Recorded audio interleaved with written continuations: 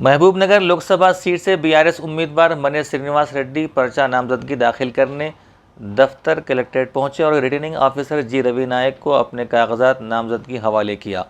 उनके हमरा साबिक वजीर श्रीनिवास गौड़, साबिक रुकने असम्बली जड़चल्ला सी लक्ष्मण रेड्डी, साबिक रुकने असम्बली देवरकद्रा आला वेंकटेश्वर रेड्डी के अलावा दीगर मौजूद थे।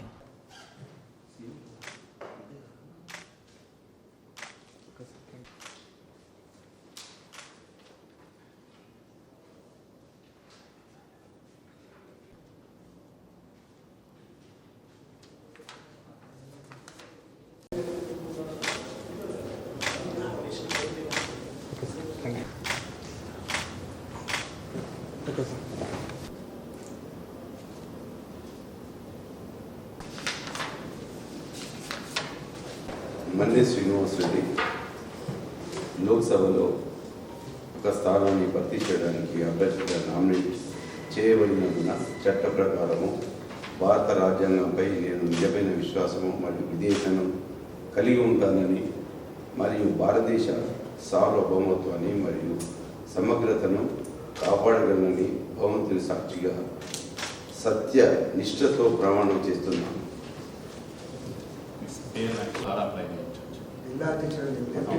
ఎన్నికల సందర్భంగా మేము మొన్న 18 తారీఖు నుంచి 25 తారీఖు వరకు నామినేషన్ల ఘట్టం స్టార్ట్ అయింది. 19 తారీఖు నాడు నామినేషన్ మేము మామూలుగా వేసినాము. ఈరోజు లాస్ట్ డేటు కాబట్టి అందరు మా మాజీ ఎమ్మెల్యేలతో పాటు ఈరోజు మా కార్యకర్తల సమక్షంలో మళ్ళీ ఈరోజు 20 తారీఖు 11:43 లోపల వేయాలని మాకు పురోహితుల నుంచి ఆజ్ఞాపించారు. అదే టైం ప్రకారం 11:43 లోపలనే వేయడం జరిగింది. ఈరోజు ఈ పార్లమెంట్ ఎన్నికలు ఎందుకంటే మన ఉద్యమ నాయకుడు కేసీఆర్ గారు 2019లో మాకు ఎంపీ టికెట్ ఇవ్వడం జరిగింది. ఈరోజు కొన్ని చిన్న పొరపాట్ల వలన ప్రభుత్వం పోయింది. ఈ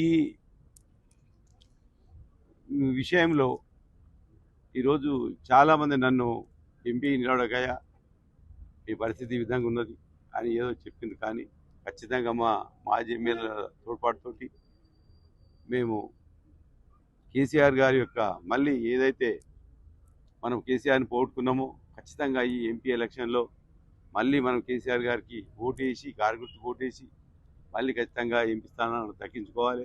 ఎందుకంటే గతంలో పార్లమెంట్లో మన బీఆర్ఎస్ ఎంపీలు మన తెలంగాణ గురించి మాట్లాడడం తప్ప ఈ గతంలో ఉన్న బీజేపీ ఎంపీలు కానీ కాంగ్రెస్ ఎంపీలు కానీ ఎవరు మన తెలంగాణ పట్టించుకోలేదు.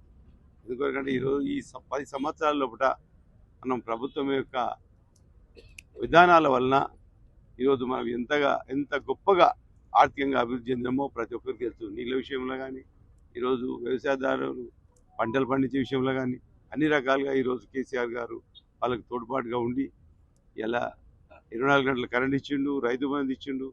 ఈ విధంగా చేసిన నాయకుడు మన దేశంలో ఎవరు లేదు. ఏ రాష్ట్రంలో కూడా ఇంత గొప్ప పరిపాలన జరగలేదు. ఎందుకంటే ఈరోజు చూస్తున్నాము, మన కళ్ళ ముంగలం ఉన్నాము. కాంగ్రెస్ వాళ్ళు ఈరోజు మోసపూరిత ప్రకటనలు చేసి గతంలో కాంగ్రెస్ పరిపాలన ఎట్లా ఉండదో ఇది నిదర్శనంగా అప్పుడు కరెంటు లేక నీళ్ళు లేక ఆత్మహత్యలు చేసుకున్న పరిస్థితుల్లో కూడా ఉంటుండే. మళ్ళీ ఇప్పుడు అదే స్టార్ట్ అయింది. ఇప్పుడు ఏ ఒక్క పథకం కూడా ఇవ్వడం లేదు, నీళ్లు రావడం లేదు, కరెంటు కరెక్ట్ రావడం లేదు, చేనులు ఎండిపోతున్నాయి. ఏదైతే బోనస్ ఇస్తామన్నారు 500 బోనస్, ఆ బోనస్ కూడా ఇంతవరకు లేదు. ప్రతి ఒక్కటి ధాన్యం కూడా కొనుగోలు చేస్తలేరు. ఇవన్నీ విషయాలు ఈరోజు మనకు అన్ని కళ్ళ కట్టినట్టు కనిపిస్తున్నాయి. కాబట్టి కేసీఆర్ గారు ఆహార కృషి చేసి ప్రాజెక్టులు కానీ ఈరోజు ఎన్ని అభివృద్ధి కార్యక్రమాలు మన తెలంగాణకు ఈరోజు అందించిండో ఒక్కసారి మనం ఆలోచన చేసుకోవాలి. అంటూ ఉన్నారు గతంలో మన 10 సంవత్సరాలు ఏ విధంగా మనం అనుభవించినాము, వ్యవసాయం ఏ విధంగా అయింది, ఒక అద్భుతంగా కలనా నిజమా అనే పరిస్థితిలో కూడా ఇవాళ మన గ్రామ ప్రాంతాలు కానీ వ్యవసాయ విషయంలో ఇవాళ పట్టణ ప్రాంతాలు కానీ అది చాలా అభివృద్ధి చెంది అటువంటి ఉపయోగాలను అనుభవించిన ఇవాళ ప్రజలు ఇలా బాధపడుతున్నారు. కేసీఆర్ ప్రభుత్వంలో ఎట్లా ఉండే, కాంగ్రెస్ ప్రభుత్వం వచ్చినాక మనకు ఏ విధంగా ఇబ్బందులు పాలవుతున్నాం. కాబట్టి ఖచ్చితంగా ఇప్పుడు ప్రజలంతా ఎప్పుడు ఎలక్షన్లు వస్తాయి బీఆర్ఎస్కు ఖచ్చితంగా కారు గుర్తు కొట్టేయాలని రెడీగా ఉన్నారు జనాలు ఊర్లలో. అదేవిధంగా మేము ఈరోజు మాపై ఉన్న అభిమానంతో కేసీఆర్ గారి పైన ఉన్న అభిమానంతో ఖచ్చితంగా మీ పార్లమెంటు స్థానాన్ని ఖచ్చితంగా పెద్ద మెజార్టీతో గెలుస్తామని తెలుపుతూ అందరికీ ధన్యవాదాలు.